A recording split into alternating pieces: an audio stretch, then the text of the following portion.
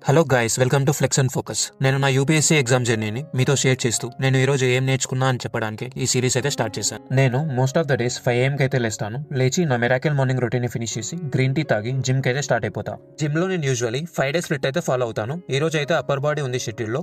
Upper body కూడా finish చేసుకొని ORS తాగి ఇంటికి వచ్చి ఫ్రెష్ అయ్యి బ్రేక్ఫాస్ట్ లో దోశ విత్ పన్నీర్ అయితే ఫినిష్ చేశా.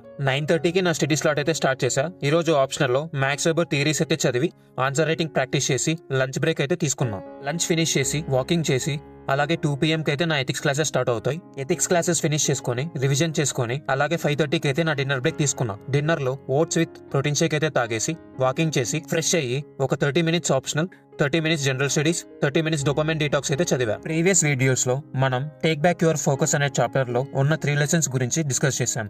ఇవాళ నెక్స్ట్ చాప్టర్ అయితే స్టార్ట్ చేద్దాం. ఈ నెక్స్ట్ చాప్టర్ పేరు ఈ detox to end them all. అసలు ఈ ఇంట్రడక్షన్ లో ఈ 2 కాన్సెప్ట్ గురించి అయితే మీకు తెలియాలి. ఇన్స్టాంట్ గ్రాటిఫికేషన్ అంటే ఇమిడియట్ రివార్డ్స్ కోసం మాత్రమే మన డిసిషన్స్ అనేవి తీసుకోవడం. ఈ మైండ్ సెట్ వల్ల చాలా ప్రాబ్లమ్స్ అయితే క్రియేట్ అవుతాయి.